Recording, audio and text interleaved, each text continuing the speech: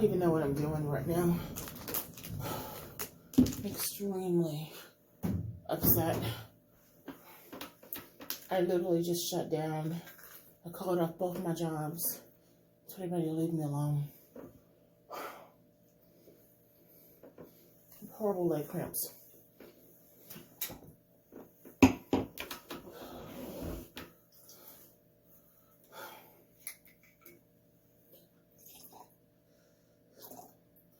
Let's do a shot. Then we'll talk.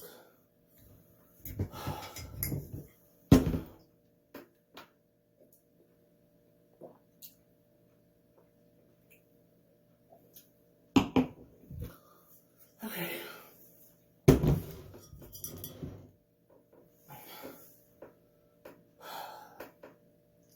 On Monday this week, my brother had a massive heart attack. He was in the gym working out.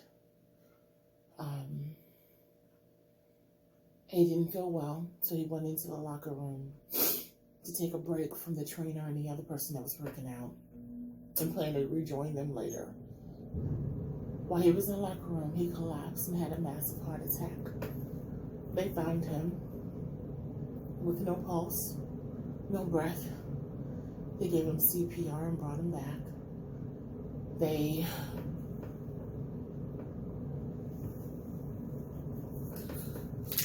gave him CPR and brought him back. He had to recover him at least 15 times between the locker room en route to the ambulance, into the ambulance, and then at the hospital. Went immediately into emergency surgery. So when my family got up there, we got the call immediately, and we got up there immediately. Before an hour, my family couldn't find him. They had him listed as a John Doe, even though they knew his name. The trainer told the ambulance driver his name. He did not want to write down his name. He got him to the hospital, so they registered him as an effing John Doe. My family called me. I told them I was en route. I didn't know what happened. He said he collapsed in the gym. And I'm thinking maybe he's just exhausted and tired and going to the hospital to get a workup. You know, you don't know. You don't know. My brother has had a lot of close calls with his health. A lot of times that he honestly almost didn't pull through. He survived cancer, everything else. Kidney failure, cancer. Was currently on dialysis. He diabetic. You name it, he had it. So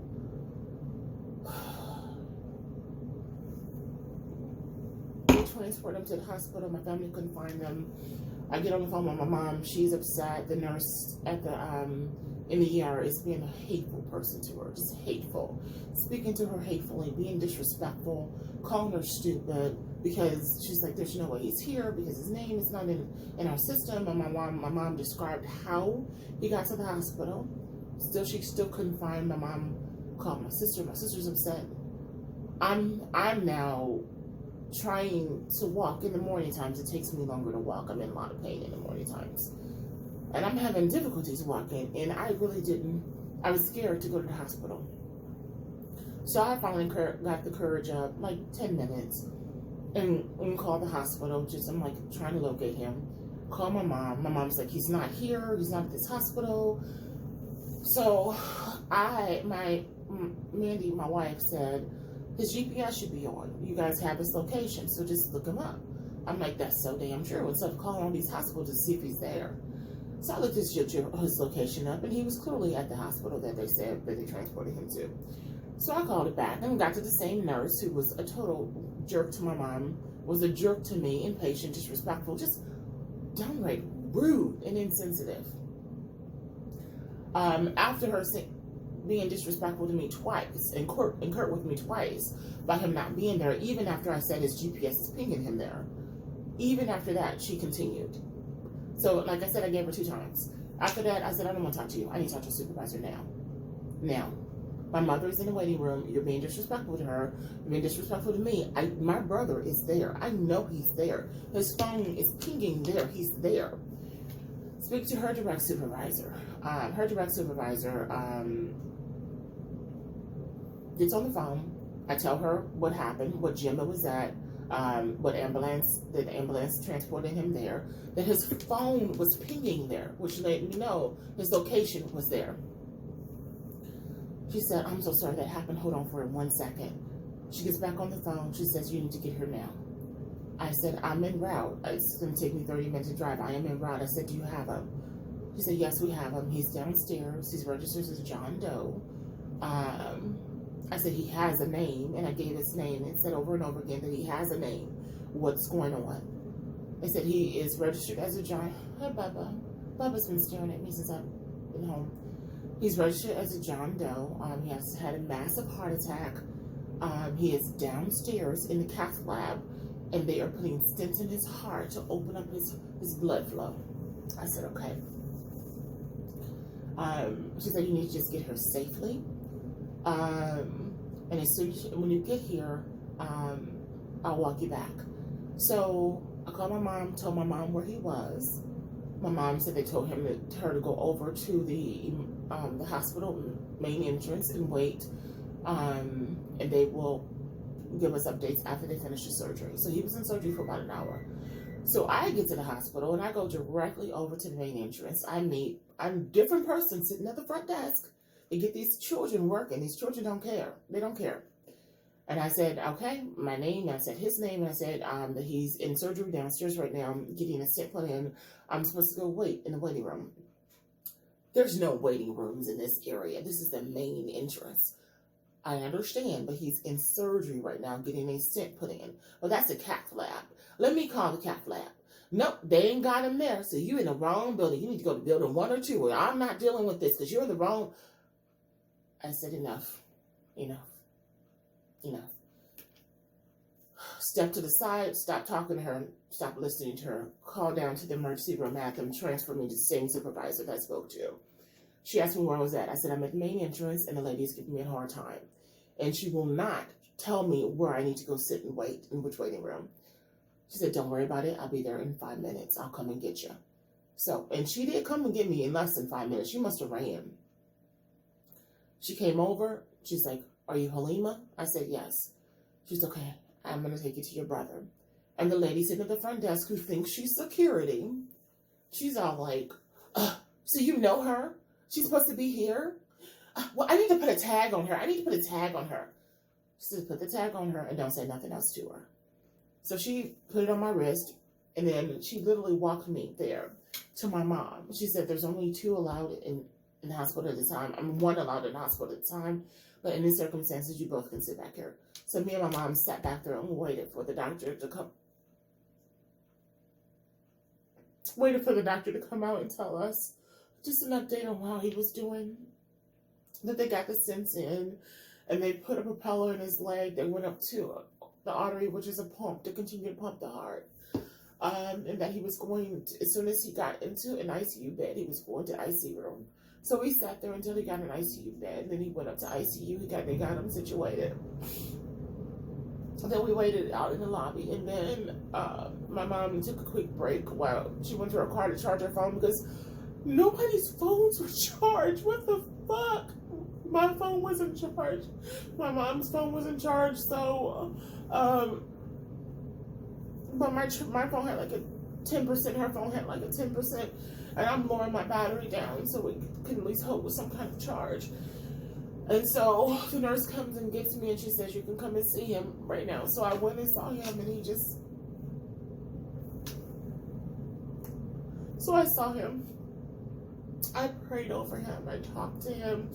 I called my mom and told my mom that he was up in the room and come and see him.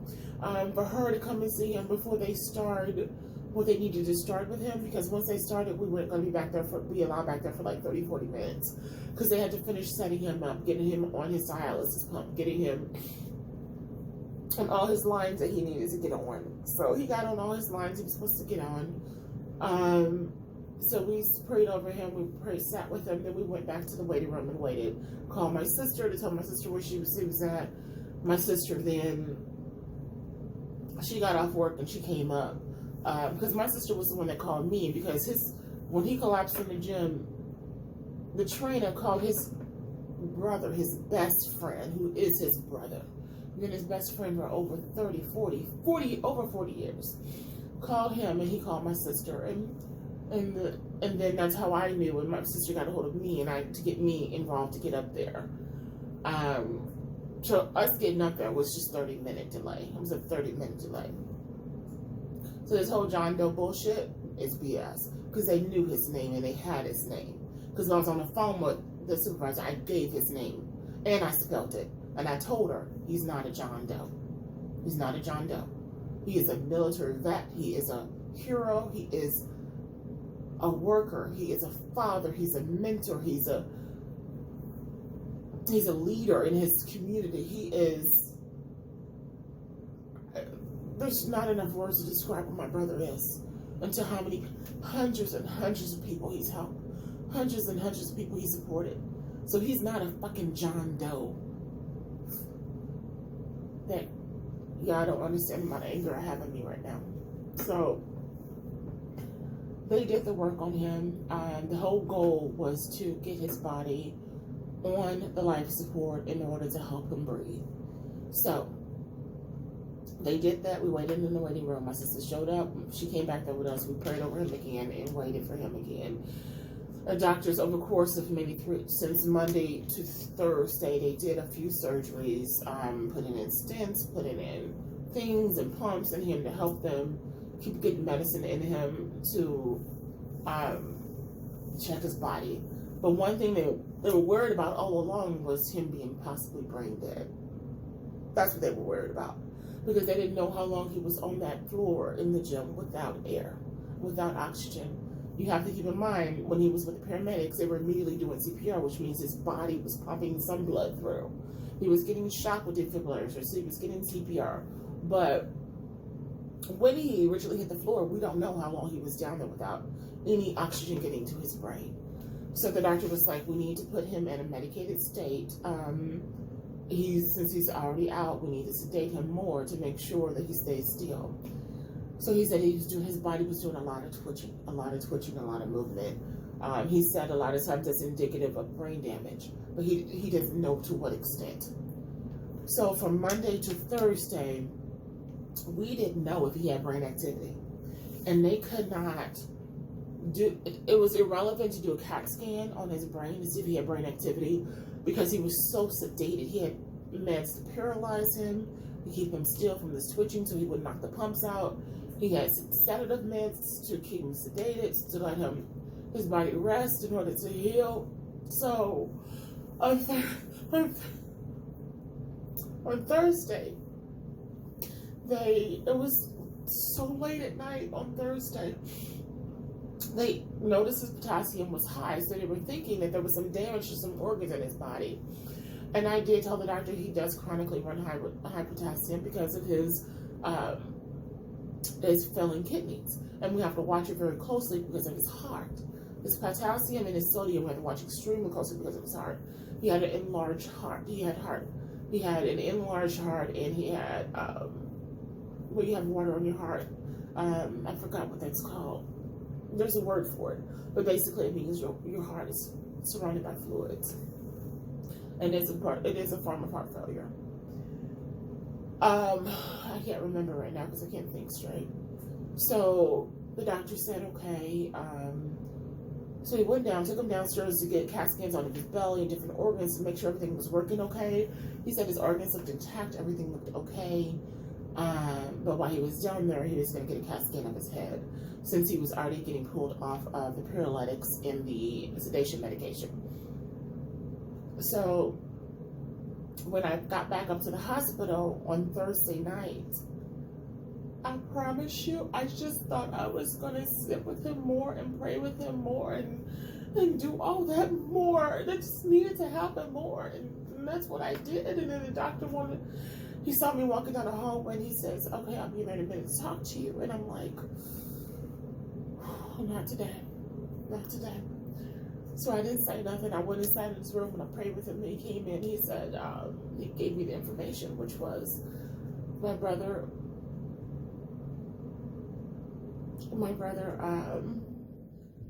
was requiring less oxygen because his organs were shutting down and they weren't working. And then while he was doing the scan, they took a scan of his head, and my chest, yeah, my heart has been hurting. They took a scan of his head in its CAT scan and showed really no brain activity, and that there was no recovery from this. That he was clinically brain dead. He had zero brain activity. He didn't have any brain activity, and there's no recovery. And the brother that we knew was gone. The protector that we knew was gone. The brother we knew was gone. The father figure that we knew was gone. The leader that we had in our life was gone. He was gone, and there was nothing that we could do. So he gave me the information, then I called my mom, and I put her on the speakerphone, and he gave my mom the information, and my mom, of course, broke down. My mother is so reserved. We don't cry in front of people. So that's why when I'm alone, I can cry. But if I'm with somebody, I can't. And I will, but I try not to. Because this ain't about me. This is about my brother and celebrating his life. So with that said, my mom called my sister who was at work. We all went to my mom's house that night at like 9, 10 o'clock that night, and we had to work through all this stuff. We had to look through his medical directives, look through his paperwork, look at everything. His medical directives made it clear. He had a directive that he did not want to live on life support. And he didn't want to be resuscitated, that there was no trends of a quality of life. And to be honest with you, he had no chance. None. The machines were doing all the work for him. It wasn't him. And honestly, when I touched my brother's body, it was cold. On Thursday, it was cold. And he didn't look like he was in there anymore on Thursday. My mom said the same thing. She said, Halima, I don't think he's with us anymore. I said, I know. It's all the same thing. I saw it too, and I felt it too. So, we all met as a family. My mom and my sister went over his medical directives, made a plan for the next day. So the next day, my mom took them. She went back up to the hospital and made sure that, because again, he was listed as a John Doe, which means they didn't have any of his medical records. I was getting it by trying to go through his phone and getting information and his mind chart and giving the doctors medications, doctors' numbers, all the information they needed to give his care. They were getting from me and my mom because they had him listed as a John Doe. And we were fighting that, but we couldn't fight it too much because we were still waiting on labs. If the labs would have came back and he had his birth name, we wouldn't have gotten the labs. And we needed the labs, and we needed the culture from the blood to show what was going on with the heart. So, because again, we couldn't get the brain scan done because he had all the paralytics and the anesthesia in him, and the doctor said it is pointless to get a brain scan done when he's so sedated. So he had started winging him off the station, I think Wednesday night, Thursday. It was Wednesday night he started winging him off the station. So that's why Thursday he was able to get the scan done, Thursday night.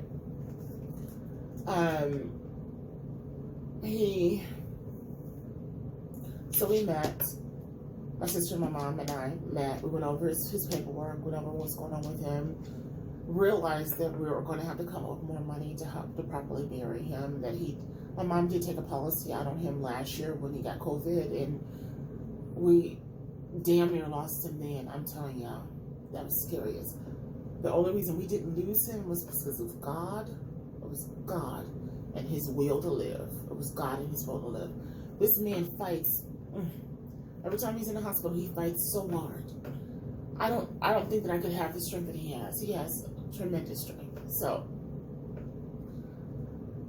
the next day, we needed to tell his children. So we called his oldest son over there to his house. His younger son was there. We really kind of wanted to tell him with his mom. We didn't want to tell him without his mom, but unfortunately he was there at the house. So he got told, and of course he took it how he took it, and that's no judgment towards that. His oldest son was such an embodiment of his father. He was such an embodiment of his father. He was very like, are you sure? Okay, well, we got some work to do. What do we need to do now? Are you sure? We got some work to do. What do we need to do now? He was ready to do work for his father, ready to honor his father, ready to step in the role of his father and caretaker of a family. And he's not even old enough to do that. And he was ready. And he's just amazing. So then we have to tell the rest of the family. So Thursday, I'm sorry,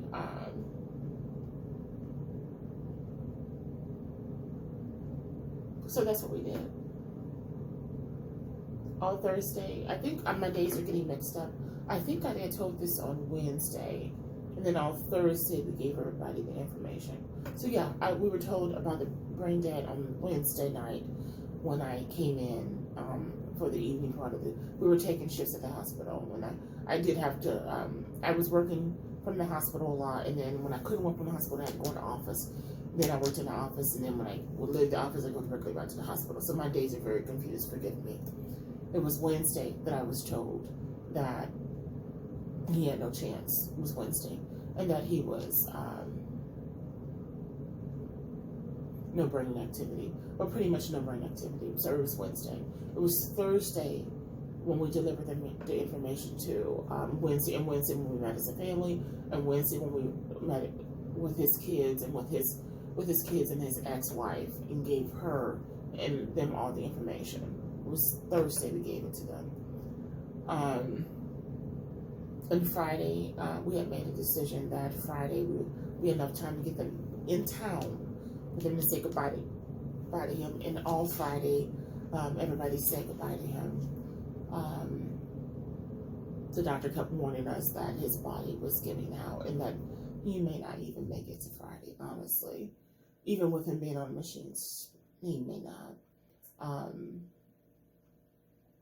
make it to Friday. And the last thing we wanted him to do, one, is not honor his wishes, which is not being on a machine. That was his wishes. So we knew that if he would have passed away while his family was coming, then it would have just been what it was, and we would have to respect that. His best friend wanted to be here. He wanted to be here. He had to go run and take care of responsibilities for his family. So he had to go away for a day or two. But the first 2 days he was here, he was by my brother's side. He would come to the hospital, be there for hours, leave, come back, come and be there for hours. He was his partner. He was his partner for like 40 years. My brother was 50. He was just 51. He wasn't old. He was 51. So Thursday we had to tell everybody, which was emotional and hard and rough, because not only do we have to explain what's happening with him, we also have to support them and make sure we keep ourselves in check. And our grief cannot come out. Our grief cannot come out because his kids' grief come before ours. We had to put them first. So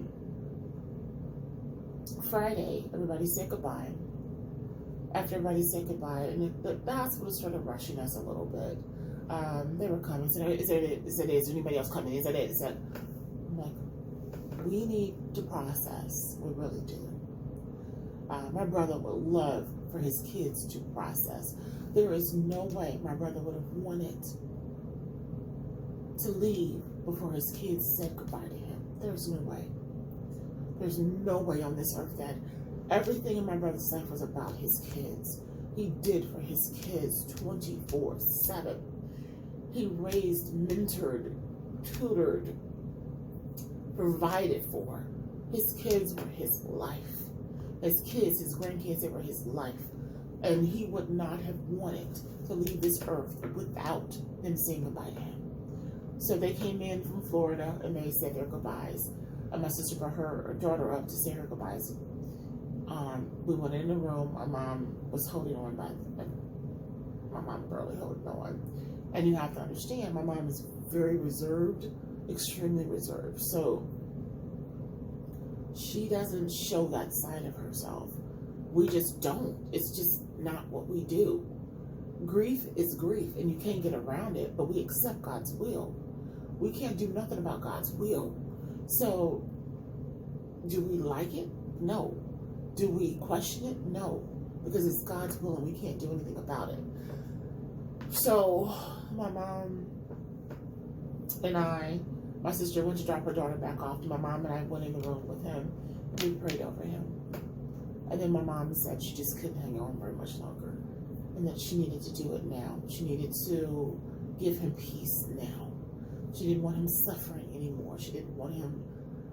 His right eye started tearing down. He started running tears down his right eye.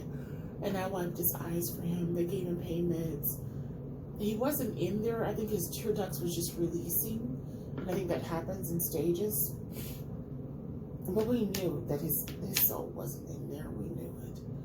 You can see it. You can see that his soul wasn't in there. But his face did look peaceful. So I called my sister and told her she needed to get back there now. My sister was flying back. My mom said she couldn't hold on, so they removed his tubing. The doctor, again, they followed his directives. These were his directives. My brother already written out his directives of how he wanted to receive care if, in case that something occurred, what needed to happen next. So we followed his directives. That's all we did. The nurse was irritating the hell out of me because he kept saying over and over again, "Are you sure you want to do this? Are you sure you can handle this? Look, this is hard enough than listening to your damn mouth. Do your job and let us do our job, which is be here when he transitioned and support him and pray over him and pray for his sins to be forgiven and pray that God sweeps him up and brings him into his heavens immediately. You need to do your job and let us do ours." So, my mom finally said, "I have transitioned with my father. I've transitioned with my sisters. I know what I'm doing. Help my son. Help my son." So he did finally back off, but he was pissing me off, and my anger was building in me, and I was trying not to let it build in me because my goal there was to support my brother and support my mother. It wasn't to have anger at an idiot who was just doing too much. It just wasn't about that. So they removed the tubing, wiped his face, cleaned him up. And my mom said, when he gets close to the last heartbeat, let me know, because I have to say a prayer over him. The minister the chaplain comes in and he says, "Well, I don't know anything about Islam. I can help you with this. I can do." My mom said, "We got it. We're fine. We just need privacy. Please step out of the room." Well, I know some things. They start using some words, Islamic words, and I know this. I know the Shahara. I know. My mom said again, "I know the prayer. You need to step out of the room and allow us to welcome my firstborn to help him transition my firstborn." Okay, we transitioned my firstborn. And then I gave him the ugliest look in the world because I didn't want to say anything because I didn't want to upset my mom. So he finally walked away and he finally left out. I understood where he was coming from, which was compassion. He wanted us to know that they were accepting of all faiths. But it's not about his comfort level and us knowing he's accepting of all faiths. It's about us doing our due job for my brother. It's not about him. So he did leave the room. The nurse did. I called my sister, like, "Where are you at? Come on, Mom is pulling the tubing. We come on." He pulled the tubing. He came in the room.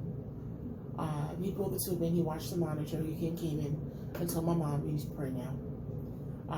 If you're gonna your prayer, you need to do it now." And my mom stood up. She prayed over my brother. She gave the prayer over him. I don't speak. There's some things in Arabic I know, and there's some things in Arabic I don't know. So my mom did a full Arabic prayer. But again, there's some things I know and some things I don't know. But I know the gist of the prayer. So she basically sent him to Allah. and to have him transition to be welcome to our kingdom and his soul and his sins forgiven, his soul forgiven and accepted. Called my sister, said you got to get in here now. So as they're in, then the nurses came in with the stethoscopes and one on this side, one on this side, and they started to pronounce him. As they're pronouncing him, my sister came in the door. My sister said, "Oh my God, I didn't make it." I said, "No, you made it because they're pronouncing him right now." So we all three held hands over him and prayed over him again. And then my mom did the prayer a second time because I requested it a second time because I needed to hear it a second time. It gave me comfort, and it gave her comfort, and it gave Naima comfort to hear it. And we all three prayed and covered him and loved him and let him know that we were so thankful for him. There is no God but Allah. He is so merciful. Last year, we pretty much almost lost my brother last year. And almost every year, we almost lose him. And we just kept getting year after year after year with him. We kept getting more years, and I cannot state how grateful we are for that. I cannot state how grateful we are for that. And of course, we then called the family, his kids. I called his kids, and a few of my aunts. My sister called the other aunts and let them know that he had passed. It didn't take long. When his tubing came out, it was less than 6 minutes. It was less than 6 minutes. It was quick. He was ready. He was tired. He was done. So he transitioned, and it is rough.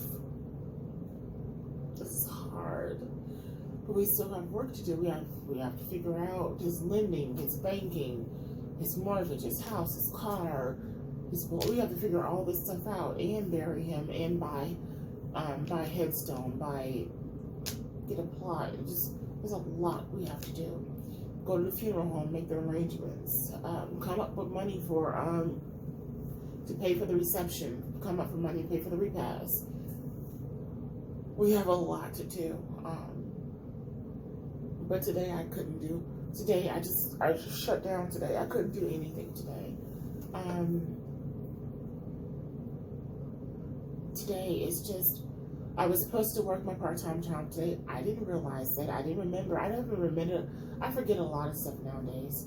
But I forgot that I told them that I would work the 8 to 3. I don't know when I told them, probably maybe a month ago. It's on the schedule I have posted here at the house. It's not on the schedule.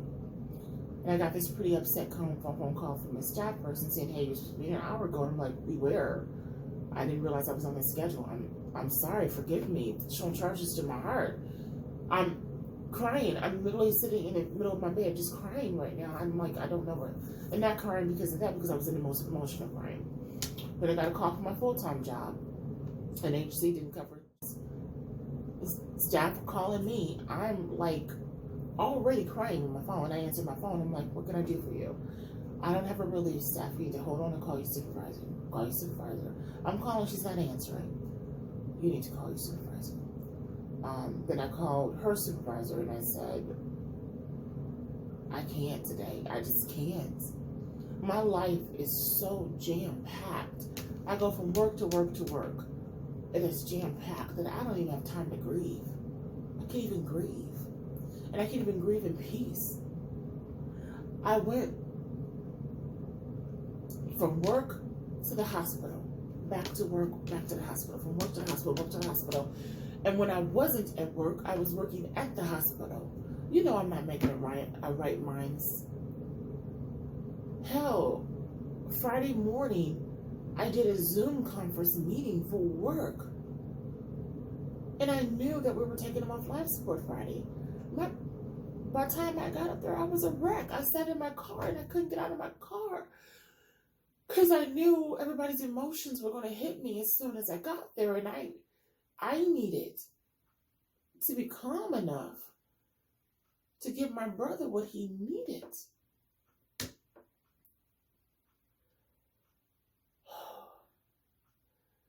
After he passed, my mom said the prayer. My mom broke down and she went down and she didn't hit the floor, but she got close.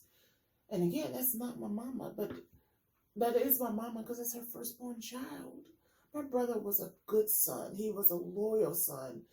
He took care of my mother in a way that sons nowadays don't.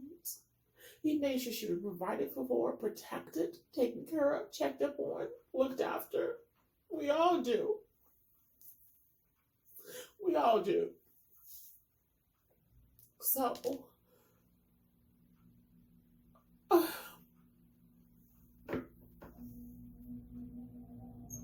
my mom was just like, it should have been her. Let's just trade places. My sister like, no, it's not. No. This is not okay, and it's not right, and it shouldn't have happened this soon, but we can't undo God's will. We don't know. I mean, he worked so hard while he was here. He gave so much while he was here. He touched hundreds of people. Hundreds of people. He did so much youth work. He saved so many lives. His kids are stable and healthy and happy. He did his job and taken care of. So, my sister was sitting in the room. I was sitting in the room. My sister came up and sat with me a little bit longer. Our phones are ringing. I'm like, I some of the calls I had to take because I didn't know something happened to my mom, because my mom would let my sister take her home. And so I was afraid that when one of my aunts called, I was afraid that something happened to my mom and she didn't get home safely and there was a problem. And so so I took her call and it was just rough. And I'm trying to explain to people, like, right now is not the time to talk. He just passed away. We're still in his room and we're still praying over him. We're still sitting with him. It's only been an hour and he has been gone for an hour. We are still praying over him. We're still sitting with him. I had to say it 3-4 times for some people, and then before they got off the phone. The same this morning when staff called me. She's on the phone. You're supposed to be here. I'm sorry. Don't charge it to my heart. I didn't realize it. I'm sorry. I've been calling off all week for my part-time job. My number one priority was helping my brother through this and supporting him. Every single time my brother's in the hospital, I am by his side. Every single time. I am never not by his side. I used to sleep in the hospital close to the windowsill. I would sleep in the windowsill with him so he wouldn't sleep in the hospital by himself, because I didn't want if something happened if he passed. I didn't want him to pass alone. When he got leukemia, I moved him in my house and I took care of him. I worked 2 jobs and I took care of him. Because my brother has saved me and taken care of me all my life. All my life.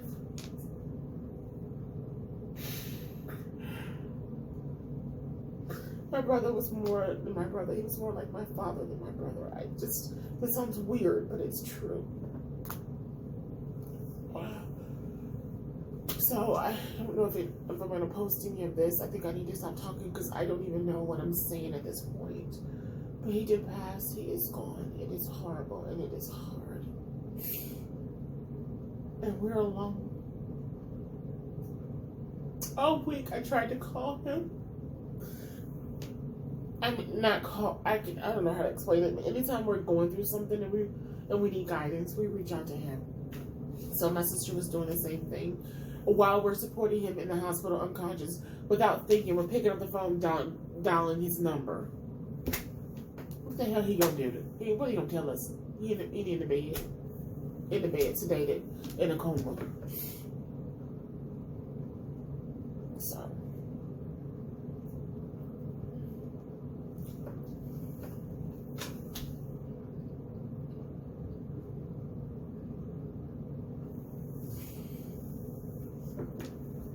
this bureau done. And I'll clean it up, clean everything else up after the fact. My full-time job is pissed off with me right now. I assume my part-time job is pissed at me too. It is not my fault that she didn't cover her shifts. It's not my fault. And it's not my job to tell her when she has open shifts.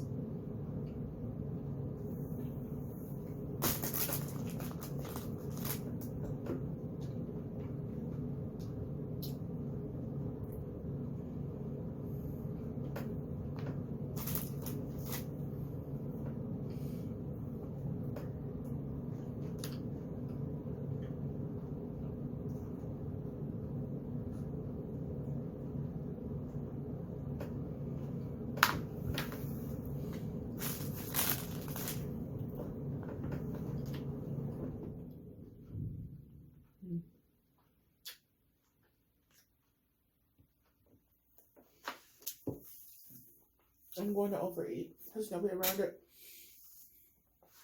I haven't learned coping strategies. Food is my coping strategy. I either do one or two things. I don't eat at all, to the point that I'm nauseous and vomiting, or overeat.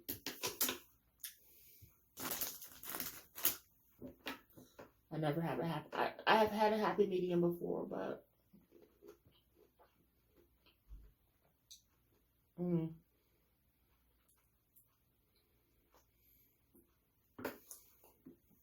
I'm sure I left out a lot of information about what happened to my brother. I'm confident I left out a lot of information.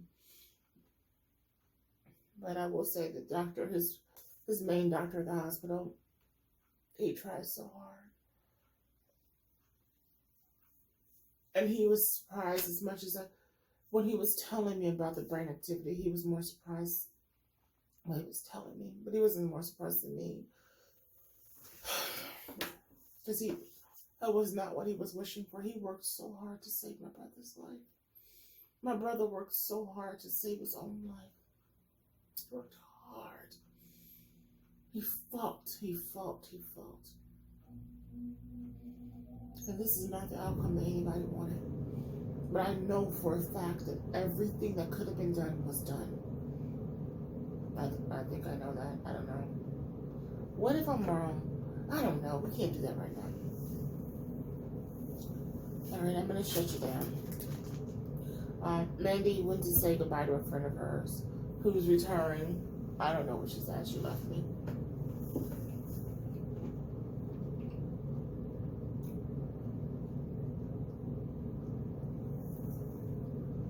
I had a pedicure appointment. But I canceled all my appointments. Today, I'm not doing anything.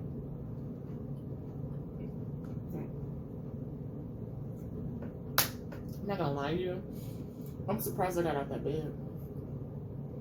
When I left the hospital on Friday, my chest was hurting so bad. My arms were hurting so bad. My arms felt heavy. And my legs felt heavy.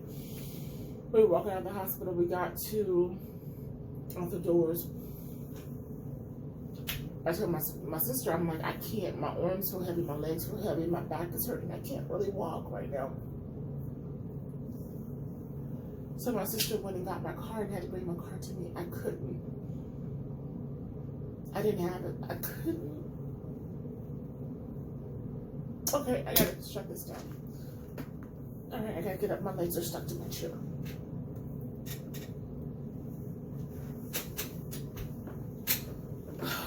It's always been my sister, my brother, and me. Always. It's always been us three. Always. We always had each other.